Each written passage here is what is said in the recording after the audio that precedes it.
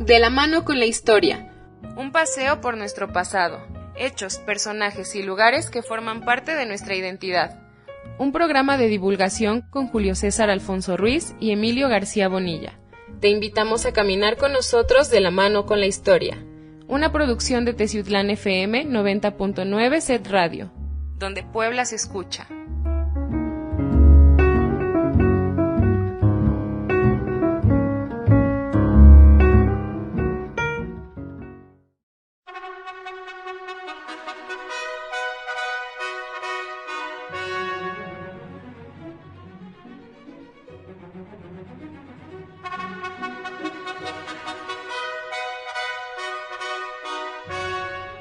¿Qué tal, amigos? Muy buenas tardes. Hoy los saludamos nuevamente en su programa de la mano con la historia. Emilio García Bonilla, buenas tardes y buen inicio de año. Igualmente, Julio César Alfonso Ruiz y amigos que nos escuchan, feliz año nuevo a todos en este primer programa del año 2021 de la mano con la historia. Así es, a todos nuestros radioescuchas, les recordamos que transmitimos desde el Sistema Estatal de Telecomunicaciones Set Radio en XHTZ 90.9 FM, donde Puebla se escucha, y que transmitimos desde la antigua estación del ferrocarril en Avenida Hidalgo Sin Número, en Colonia El Pinal. Les recordamos que se pueden comunicar con nosotros a través de las líneas telefónicas para llamadas al 231-329-73 y para mensajes en vía WhatsApp solamente texto en 231-115-79. A su vez, les recordamos que esta emisora es integrante de la red de radiodifusoras educativas y culturales de México y que nos pueden seguir a través de Facebook y Twitter en @TeciutlanFM y en la página web www.setpuebla.mx/home radio en vivo, además de escucharnos por Spotify. Y bien, Emilio, hoy iniciamos el año continuando con la segunda parte de este programa dedicado a los mitos y mentiras en la historia de la Perla Serrana, que es decir, de la ciudad de Teciutlán y también un poquito de algunas partes de la región. Así es, Julio y amigos, pues estamos en esta segunda parte de estos dos programas que vamos a hacer dedicados a desmentir y desmitificar algunas cuestiones que se han venido repitiendo a lo largo de la historia acerca del devenir de nuestra ciudad, nuestro municipio y algunos lugares, como bien lo mencionas, de nuestra región. Así es, Emilio, y nuevamente vamos a seguir el mismo guión que teníamos en el programa pasado, de abordar ahorita brevemente otros datos sobre la época precolombina, previo a la fundación de nuestra comarca. Y es que en la comunidad de Mexcalcuautla se le ha querido exaltar algunos dotes de presencia y de quehaceres en el periodo previo a la conquista y fundación de nuestra comarca. Y es uno de estos mitos que se ha creado alrededor de esta junta auxiliar, al punto de decir que ahí se posó el águila sobre el nopal y que muchos dicen que ahí se tuvo que haber fundado la gran Tenochtitlan, lo cual es un mito completamente errado, ya que pues las fuentes históricas están más que claras sobre el camino que emprendieron estos nómadas que fundaron el gran centro rector del altiplano central mexicano, como lo fue México Tenochtitlan, ya en épocas tardías del esplendor mesoamericano. Pero además también durante el proceso traído con el desembarco de aquel hidalgo español conocido como Hernán Cortés en Veracruz en 1519, se dice, y como ya bien se refería en el programa anterior, que Emilio nos compartía unas líneas y que comentábamos también este servidor, que se rumoraba o que se tenía la casi seguridad en la historia oral de que Hernán Cortés pasó por aquí y que es un completo error, y que justamente en ese mal llamado paso de Cortés surge también otro mito que se cuenta mucho entre la comarca de Mexcalcuautla y que incluso algunos guías de turista han querido hacer verdad, y es de que se otorgó como alimento mole al conquistador allá en Mexcalcuautla. Es un dato completamente erróneo, es un mito no fundamentado, pues el mole como tal no se tiene hasta por allá del siglo XVIII, como reconocido ya como tal. Entonces es un mito, es una creación de la historia colectiva que, bueno, se han estado replicando, pero que pues no tiene un fundamento histórico y un fundamento de fuentes que converjan en que sea auténtico, puesto como lo mencionaba hace unos minutos, el mole no se tenía como tal en ese entonces. Así es, aunque pues tenemos que reconocer que Mezcalcuautla es una población muy antigua, claro, prehispánica, pero eso no quiere decir que pues tenga todos estos rasgos míticos que hemos comentado. No se posó ahí el águila, no recibieron a Cortés, es más, Cortés ni siquiera pasó por estas aquí, tierras, por Mezcalcuautla, lo comentábamos ya en el programa anterior. Y también me llama mucho la atención el texto que conocemos del acta de fundación de Teciutlán de 1552, porque ahí se destaca mucho al pueblo de Mezcalcuautla. Tal pareciera que ese documento que conocemos como acta de fundación no es del todo auténtica. Pudiera tratarse de una falsificación. No tenemos las bases para afirmarlo, pero es una suposición que cabe mencionar, porque es muy sospechoso ese comentario que se hace sobre el pueblo de Mezcalcuautla y de que se dice que los gobernantes de este pueblo tendrán vara para gobernar siempre sobre estas tierras de Teciutlán. Y también resulta un poco confuso o curioso que el texto que conocemos del acta de fundación de Teciutlán no se conoce el original. El original está perdido, solamente se conocen algunas copias ya del siglo XIX. Es mucho tiempo el que hay de por medio, pero pues cabe mencionar esta duda que se tiene, esta inquietud histórica, y que tal vez con el paso del tiempo posteriormente se aclare del todo el contenido exacto de esta acta de fundación y el sentido que se le da a los comentarios que hacen acerca de Mezcalcuautla. Así es, Emilio, es un poco apresurado incluso argumentar en el caso de la fundación el por qué se le otorgan muchos dotes a Mezcalcuautla.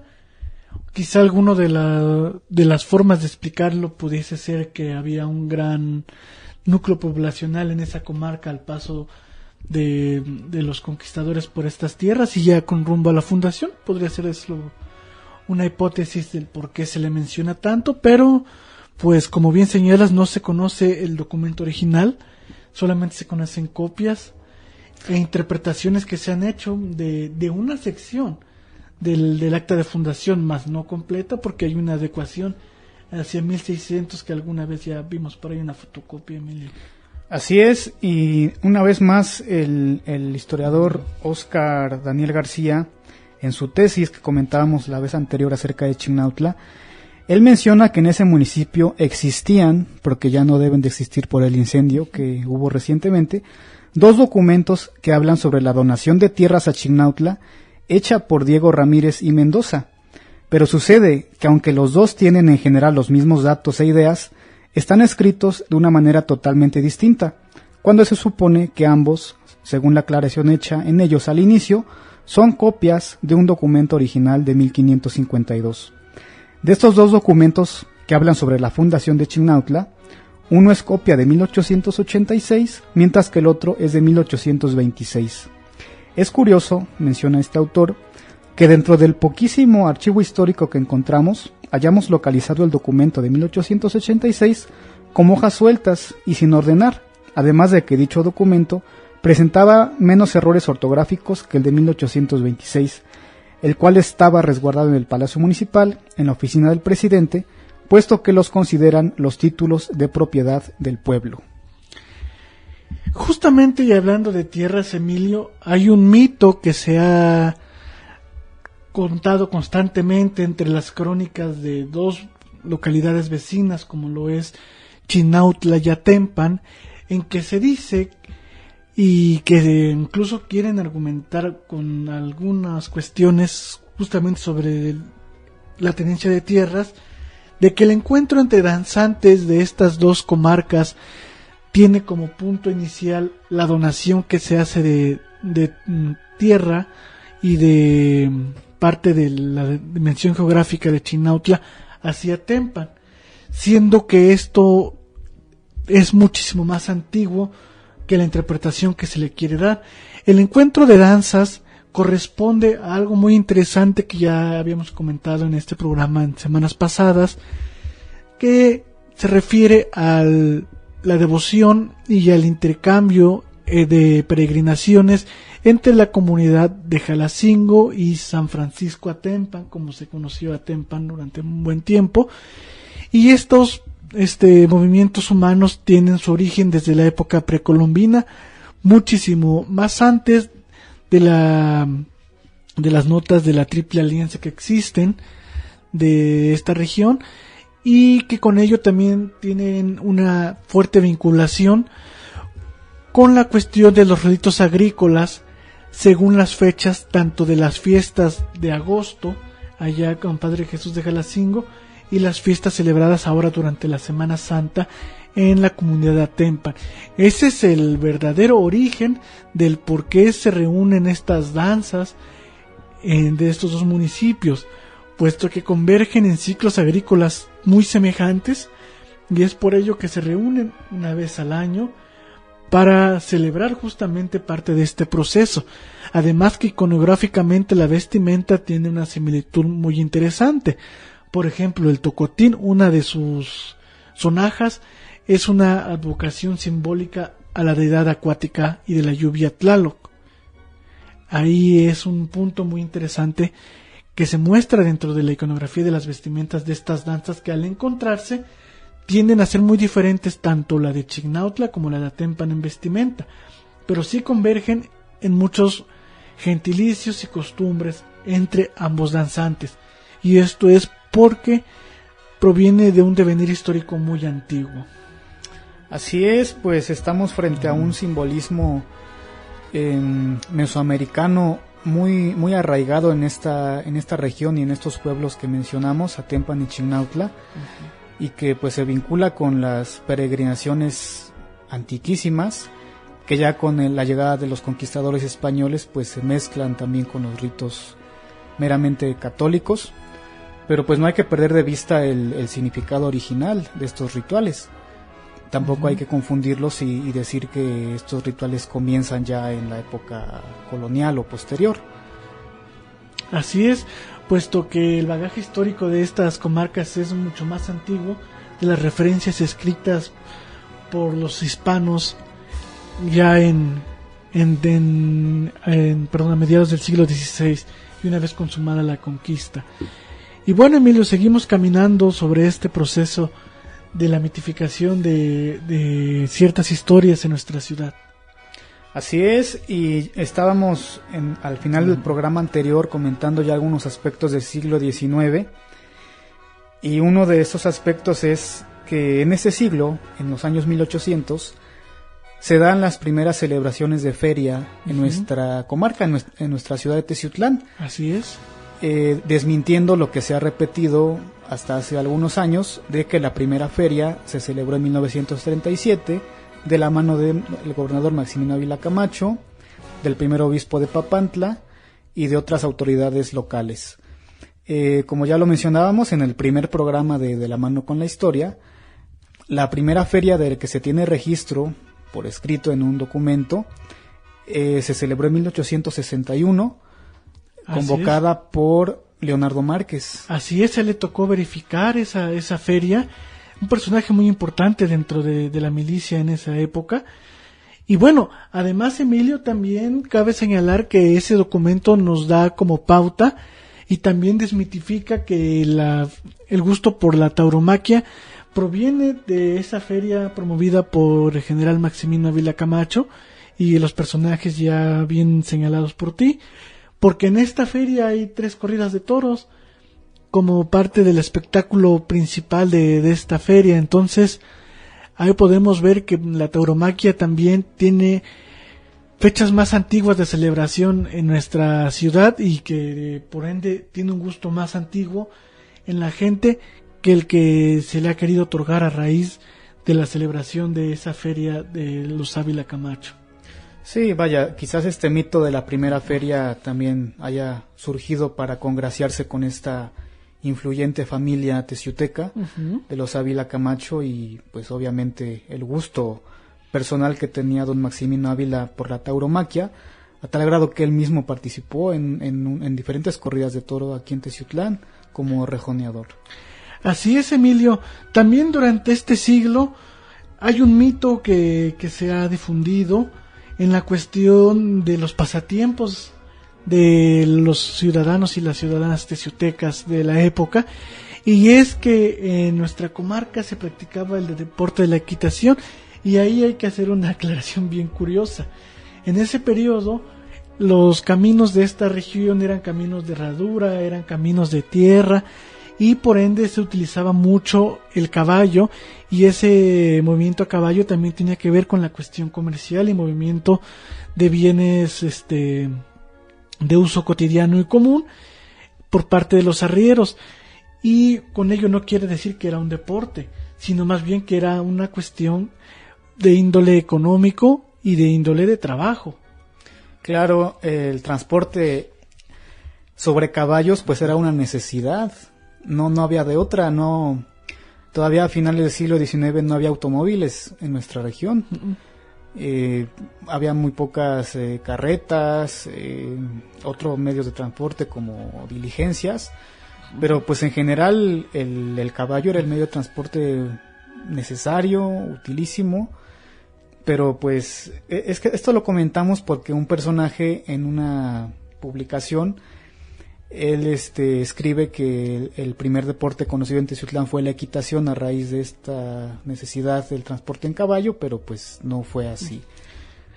Y en ese dato y documento señala que era una actividad bastante concurrida por la sociedad teciuteca, pero como ya hemos señalado, más bien corresponde a una necesidad económica y de transporte de ese periodo, puesto que el primer deporte del que se tiene un documento escrito es el tiro deportivo, Emilio. Así es, muy vinculado también con la cacería deportiva, el tiro al blanco y el tiro al pichón de barro, como ya lo mencionábamos también en un programa anterior, fueron los primeros deportes plenamente registrados y regulados de que se tiene constancia. Así es, Emilio, y esta situación no solamente es parte para nuestra región o estos mitos, también esto lo podemos encontrar en otras latitudes, incluso de la capital del estado. Inclusive, Emilio, y también aprovecho para felicitar al buen amigo Armando Blanco Osorio, que en camino hacia una causa común por Puebla ha buscado desmitificar la cuestión de los bienes eclesiásticos, para más bien darnos seña de la importancia que tienen como parte medular de la identidad de las comarcas y también como parte de la identidad de los ciudadanos, como cohesión social, y que justamente es lo que también estamos tratando de hacer este día, ¿no? De desmitificar esto para dar pautas interesantes y pautas también verdaderas del por qué no son erróneos estos mitos, Emilio. Así es, y ya para culminar el siglo XIX, pues el hito que marca un antes y un después en la historia teciuteca pues fue sin duda la llegada del ferrocarril, aquel 5 de mayo de 1900, precisamente en esta zona en la que estamos transmitiendo, en la antigua estación del ferrocarril, se dio este acontecimiento. Y uno de los mitos y exageraciones que se han hecho es mencionar que la primera locomotora llegó a Teciutlán como un regalo de Porfirio Díaz para los teciutecos y los serranos, a raíz del reconocimiento por su participación en la batalla de Puebla y en la intervención francesa. Pues bien, esto es inexacto, porque si bien el gobierno de Díaz otorgó las concesiones a las compañías para el trazado de la vía, el tendido de la misma y la incorporación de las locomotoras y los carros, pues el general Porfirio Díaz no lo da de su bolsillo, no fue propiamente un regalo. Hay documentos en el que se expresa el agradecimiento, la gratitud, el reconocimiento hacia este gobernante por las facilidades que dio para que llegara esta empresa industrial o de transporte a nuestra región, pero en sí no es un regalo, porque la concesión estaba dada a una empresa particular con capital inclusive extranjero que se llamó Ferrocarril Interoceánico. Además, también justamente durante este proceso de la llegada del ferrocarril, y nuevamente ahí la crónica ha querido señalar la visita de Porfirio Díaz a la localidad de Oriental con el fin de dar banderazo al camino de las locomotoras hacia esta Sierra Nororiente de Puebla, que es algo completamente inexacto, ya que el general Porfirio Díaz no tenía como punto de interés a los ramales pequeños, puesto que no significaban de gran importancia vistosa hacia la prensa de la época, y además el trazo de la vía del ferrocarril interoceánico de Teciutlán se encontraba dentro de los proyectos de menor prioridad, puesto que el trazo de las vías férreas comprendían 3 puntos medulares o 3 puntos de importancia que eran conocidos como A, B y C, y de esos 25 proyectos de trazos del ferrocarril interoceánico nosotros fuimos el número 21, por ende estábamos catalogados como prioridad C dentro de este proceso. Pero además la maquinaria también ha tenido muchos mitos sobre cuál fue primero, e incluso se ha querido señalar que la máquina presente en la comunidad de Oriental, que se encuentra por ahí estacionada en la carretera federal, recorrió este ramal, y también eso es algo impreciso, puesto que esa locomotora que se encuentra en Oriental es una máquina diseñada para vías anchas y para recorrer valles y zonas planas. También por ende su tamaño es muy alto y no cabría en los trazos ni los túneles del ferrocarril interoceánico. Así es, y también recalcar, como ya se ha hecho en otras ocasiones, que la llegada del tren a Teciutlán estuvo muy vinculado también con la explotación minera, para facilitar el transporte de los minerales que se extraían de las minas que están situadas al norte de este municipio. Y otro de los errores que se han dicho al respecto, de uno de los autores aficionados a la historia que han publicado notas, en una de sus notas menciona que el gobierno de la República expropió los territorios de las minas bajo el mandato de don Porfirio Díaz, quien al comprobar la existencia de los minerales manda construir una importante mina. Ese dato también del autor que ya bien ha citado es inexacto, porque lo que hace el general Porfirio Díaz es solamente dar la concesión de explotación y a su vez también para crear la hacienda de beneficio de la Aurora. Así es. Entonces el general Porfirio Díaz no expropió esos territorios porque no eran de interés para la República en ese momento, y además Porfirio Díaz era un personaje que tendía mucho a la explotación de los bienes mineros en varias partes del país a raíz de concesiones a gente cercana o también a empresarios pequeños para que se generara un impacto de derrama económica en las diversas comarcas de la República. Así es, y es que a veces pareciera que muchos autores mencionan esta época del porfiriato como si el general Díaz fuera el presidente municipal de Teciutlán, porque muchos de los beneficios se los acuñan a él, se los reconocen a él. Por ejemplo, llegan las bancas al parque municipal gracias a Porfirio Díaz, llega el kiosco gracias a Porfirio Díaz, como si él de su propia iniciativa diera esa orden para que llegaran estos elementos a nuestra ciudad, cuando pues en realidad Teciutlán tenía una autoridad municipal, había un jefe político, había un gobernador del estado, y no estaba gobernando Porfirio Díaz directamente este municipio. Esto también se ha hecho para engrandecer el municipio de Teciutlán y pensar que Teciutlán estaba en el interés inmediato directo de don Porfirio Díaz. Así es, por ejemplo, la cuestión de la creación de kioscos tenía que ver como parte del esparcimiento de la recreación de la ciudadanía, puesto que los kioscos estaban diseñados para que tocaran orquestas, y ya lo platicamos en algún momento. La distribución de las bancas de la época del porfiriato, no solamente en Teciutlán, sino en todo el estado, conllevaban también a procesos propios de la cuestión económica del país y de los paquetes que se le otorgaban a cada estado, cada estado distribuía ese paquete que le llegaba a como mejor le pareciera, y principalmente privilegiaba las cabeceras municipales. Eso es lo que acontecía en la cuestión de la creación de los kioscos y de el bancado de los parques de esa época. Y también retomando lo del kiosco que hubo en Teciutlán, que era un kiosco de estructura metálica, muy estético, diferente al que conocemos actualmente. Este kiosco se inauguró el 16 de septiembre de 1900 con motivo de las fiestas patrias. Efectivamente llegó a bordo de los vagones del tren, se instaló en el Parque Central de Teciutlán y oficialmente se le denominó como Kiosco México. Pero la tradición popular le dio el nombre de Kiosco Morisco, cuando en realidad el estilo morisco es un estilo arquitectónico bien diferenciado, con características particulares. Proviene de España, de la época de la dominación árabe en la península ibérica, pero en realidad el Kiosco México de Teciutlán no era de estilo morisco. Eso se lo dio la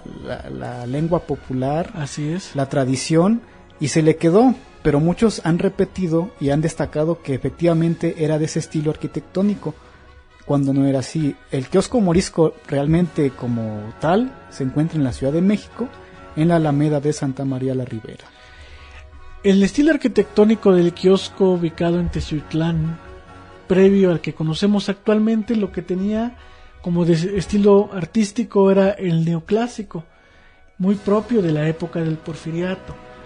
Ese era el estilo original del Kiosco México, del Kiosco Municipal de Teciutlán, que ya no existe.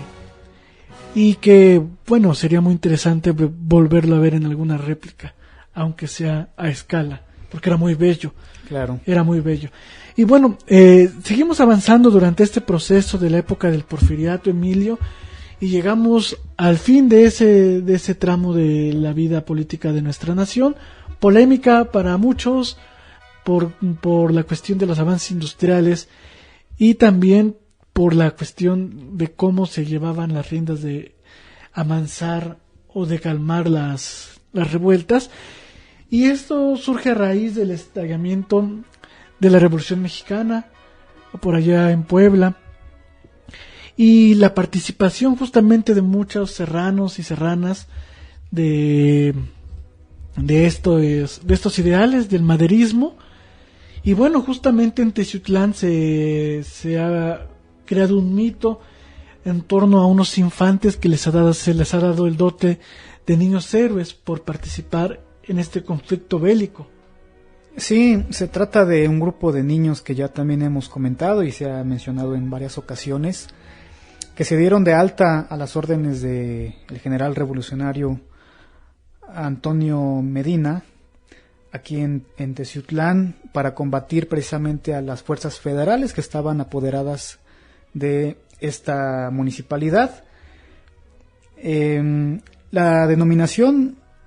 correcta es llamarlos niños revolucionarios, así es, no niños héroes, porque pareciera también que se llega a confundir con los niños héroes de Chapultepec, que es otra gesta heroica muy aparte en el tiempo. Y también se han cometido errores cuando se trata de mencionar a la actividad de estos niños revolucionarios de Teciutlán, porque, por ejemplo, uno de los autores que hemos venido desmintiendo en estos programas, él menciona que estuvieron bajo las órdenes del general Antonio Mejía, cuando el general Antonio Mejía, lo comentábamos en el programa pasado, participó en una lucha revolucionaria, pero en 1839. Lo correcto es decir Antonio Medina. O sea, también ahí hay que tener cuidado para no confundir los personajes históricos, los momentos históricos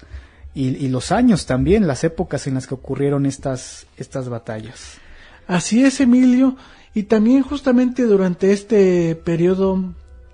histórico de nuestra nación mexicana,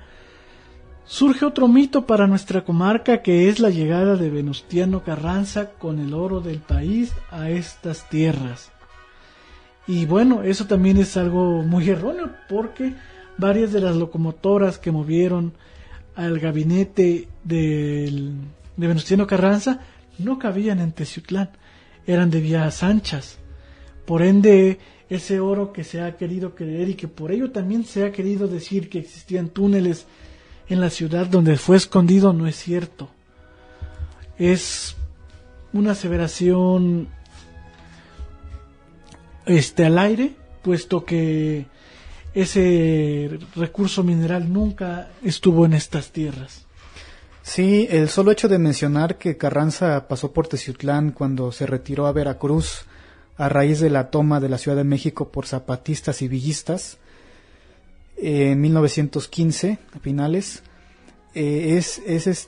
muy aventurado, porque realmente no se tiene constancia histórica de esto. No hay ni siquiera un registro fotográfico, y que bien hubiera sido útil tenerlo para corroborarlo, porque pues realmente Venustiano Carranza no tenía nada que hacer en Teciutlán. También esto es parte de la mitificación del municipio, de engrandecerlo, de decir, pues es que incluso se ha dicho, Teciutlán fue por un día capital de la República, porque tuvo aquí su sede don Venustiano Carranza, lo cual es inexacto y también da lugar a muchas dudas. Así es, Emilio. Y bueno, les recordamos que transmitimos desde el Sistema Estatal de Telecomunicaciones CER Radio XHTZ del 90.9 de FM, donde Puebla se escucha, y que transmitimos desde la antigua estación del ferrocarril en Avenida Hidalgo sin número, Colonia El Pinal, que se pueden comunicar con nosotros para dudas o sugerencias a los teléfonos 231-31-329-73 y mensajes vía WhatsApp al 231-1579.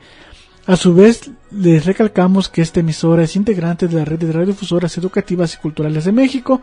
que nos pueden seguir a través de nuestras páginas web, Facebook y Twitter en @TeciutlanFM, y que nos pueden escuchar a través de nuestra página web www.puebla.mx/home/radio en vivo, y también pueden escuchar estos programas en manera diferido vía Spotify. Y bueno, amigos, ya pasando esta época del siglo XIX y los inicios del XX, con estas revueltas y movimientos sociales que dieron paso a una nueva época dentro de la historia, tanto de la comarca, estado y nación, llegamos al punto en donde Teciutlán tiene un gran auge en la vida social y política de México, a raíz de dos de sus hijos ilustres, de los quienes ya hemos dedicado incluso programas enteros para tratar de explicar un poco de su gran obra que han hecho a lo largo del tiempo, y de los que se ha dicho que eran enemigos por tener corrientes políticas distintas o pensamientos que los diferenciaban a uno del otro. Y con ello hago referencia a los personajes, el licenciado Vicente Lombardo Toledano y el general Manuel Ávila Camacho. Se ha repetido en muchas ocasiones que ellos eran completamente partidarios de ideales, y como lo hemos hablado en este programa ya en algunas ocasiones anteriores, era completamente lo contrario, como cuando hablábamos de la cuestión de la Segunda Guerra Mundial, Emilio. Así es, dos personajes muy importantes nacidos aquí en Teciutlán, Puebla, que coincidieron desde sus años de infancia, coincidieron ya también en la madurez, en encumbrados puestos políticos y sindicales. Se ha dicho que eran como el agua y el aceite, que porque tenían ideologías muy distintas, contrarias, confrontadas, pero no es así. Ya mencionábamos en un programa que incluso hubo ocasiones en las que Lombardo defendió públicamente al presidente Ávila Camacho, e incluso cuando fue su postulación a la presidencia de la República, Vicente Lombardo Toledano, como secretario general de la Confederación de Trabajadores de México, la CTM, brazo sindical del Partido de la Revolución Mexicana, él fue de los primeros en postular, en apoyar la candidatura de don Manuel Ávila Camacho y en sostenerla posteriormente ya durante la campaña y en los días también previos a las elecciones. Así es, Emilio, y también ese respaldo que le dio cuando muchos, podríamos llamar conservadores mexicanos, se fueron a la yugular del presidente Ávila Camacho por la declaración de guerra, y Lombardo convergía también en la necesidad de crear una unión para la defensa de la patria. Así. Sí, pues eran tiempos realmente difíciles, críticos, por la situación extraordinaria de la guerra. Y desde luego que esto merecía la conjunción de personalidades, de ideologías, dejar a un lado las diferencias que pudieran tener, y pues es ahí también donde convergen estos dos personajes y le dan mayor lustre a nuestra patria y a nuestra ciudad de Teciutlán. Así es, Emilio, y también durante este devenir de años, durante el previo a la Guerra Mundial, esa década de los años 40, cuando Teciutlán recibe su escudo de armas, que es de las pocas ciudades en el estado, más municipios en el estado, que tienen un escudo de armas como tal, se crea un mito del cual ya hemos hablado en el programa anterior, cuando hablamos sobre la ocupación precolombina en nuestra comarca,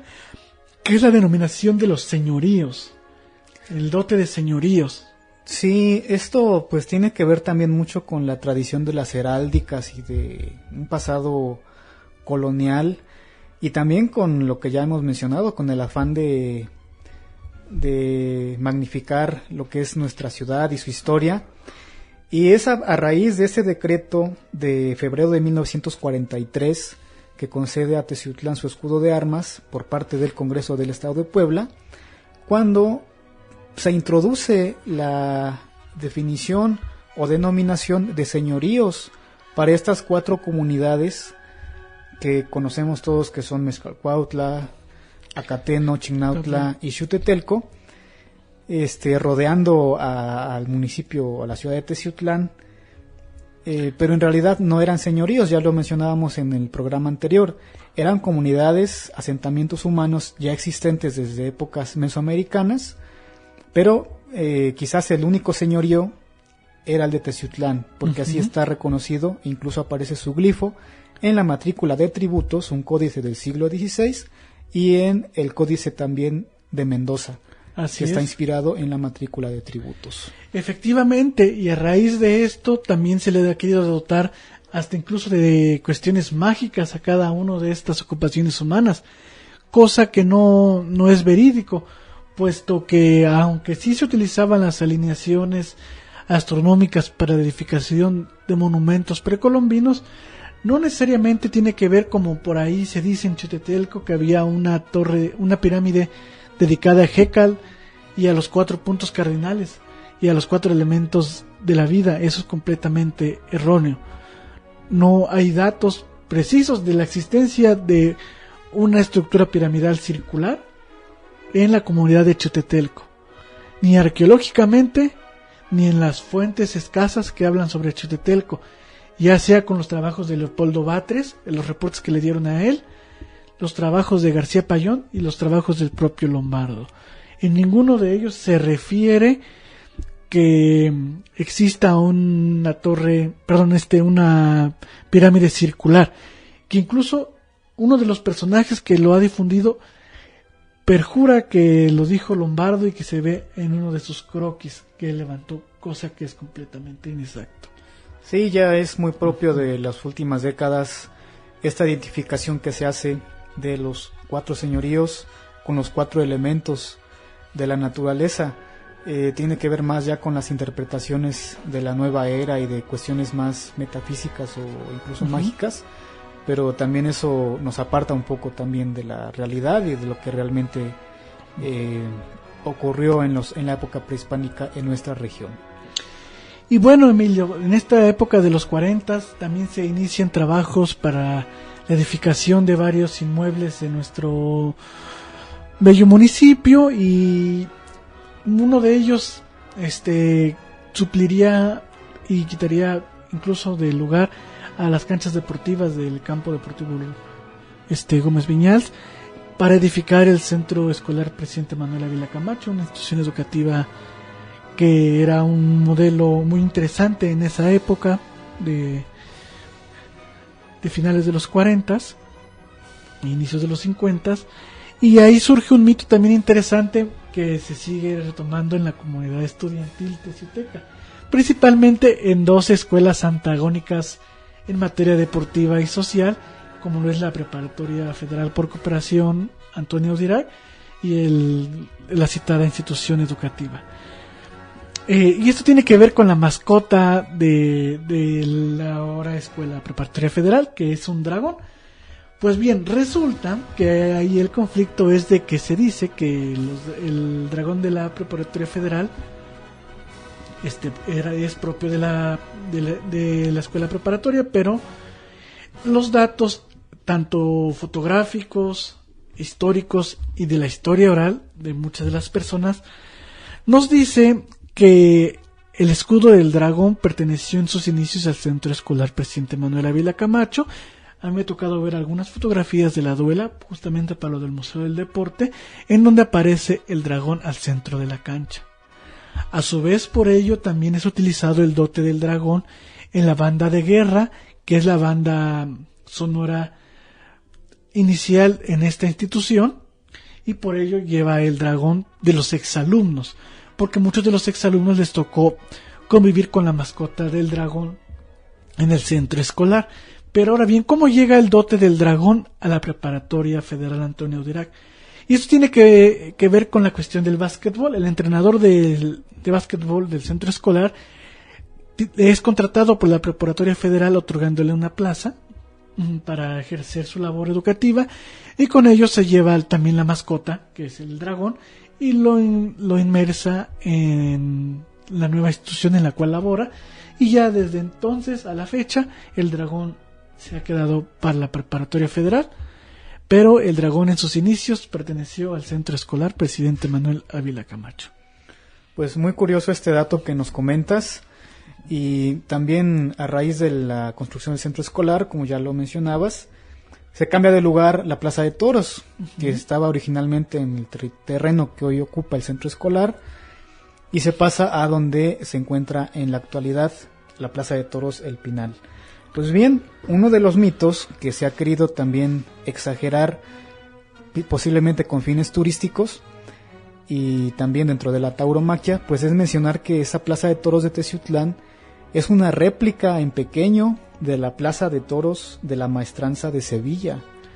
lo cual pues es un poquito exagerado, ¿no? Porque pues si recordamos cómo era la Plaza de Toros anteriormente, antes de su remodelación, pues era una plaza muy sencilla, pues no tenía mayor llamativo arquitectónico, pero eso es lo que se ha repetido muchas veces, que fue una réplica en miniatura de la Plaza de Sevilla, España. Así es, Emilio, y bueno, si se compara una fotografía de la Plaza de Toros de Sevilla con la Plaza de Toros incluso actual, es muy lejana esa interpretación. Creo que no llega ni siquiera a ser una interpretación arquitectónica de lo que es la Plaza de Toros de Sevilla. Y es que quizás anteriormente, en las décadas pasadas, pues muy pocas personas conocían lo que era la Plaza de Sevilla. Incluso en fotografías era quizás difícil conocerla, pero pues se fue creando este mito y se ha dado como verdad. Así es, Emilio, y pues bueno, con esto llegamos a esta segunda parte de este programa dedicado a los mitos de la historia de nuestra comarca teciuteca. Les recordamos que transmitimos desde el Sistema Estatal de Telecomunicaciones SER Radio XHTZ del 90.9 FM, donde Puebla se escucha, y que emitimos desde la antigua estación del ferrocarril en la avenida Hidalgo sin número, en la colonia El Pinal. Les recordamos que se pueden comunicar para dudas y sugerencias a los 31 329 73, y que nos pueden contactar también mediante mensajes vía WhatsApp al 231 100 15 79. Esta emisora es integrante de la red de radiodifusoras educativas y culturales de México, y que nos pueden seguir en plataformas digitales de Facebook y Twitter como @teciutlanfm, y nos pueden escuchar en la página web www.setpuebla.mx-home-radio en vivo, además de escuchar los programas vía diferidos en Spotify. Emilio, pues bueno, ha sido un gusto nuevamente compartir micrófonos contigo esta tarde. Igualmente, Julio César Alfonso Ruiz, quizás como último mito a comentar es lo de los personajes que supuestamente nacieron en Teciutlán, entre ellos Joaquín Pardavé, famoso actor mexicano de la época de oro del cine nacional, que se decía que era oriundo de Teciutlán, lo cual es completamente falso. Él era de Pénjamo, Guanajuato. En algún momento un profesor de la secundaria también nos comentaba que Guillermo González Camarena, el inventor de la televisión a color, también nació en Teciutlán, lo cual es falso. Él era de Guadalajara. y así por el estilo. Y finalmente algo que me dio risa cuando lo vi en una de las páginas del gobierno federal que hablan de Teciutlán, dice: Antonio Medina, alias El Pachuco, nació en Teciutlán y era bailarín, confundiendo históricamente a Antonio Medina el Pachón, general revolucionario, pero ellos lo confunden y dicen que era un bailarín que apodaban El Pachuco. Cosas que ahora nos dan risa y que esperamos no se sigan repitiendo y que no se tomen por verdad, y que la gente se dé el tiempo de investigar su veracidad antes de tomarlas como ciertas. Y pues bueno, con este último mito abordado nos despedimos de todos agradeciendo su atención y les recordamos que nos escuchamos todos los miércoles de 6 a 7 de la tarde a través de Ser Radio Teciutlán FM. Buenas tardes.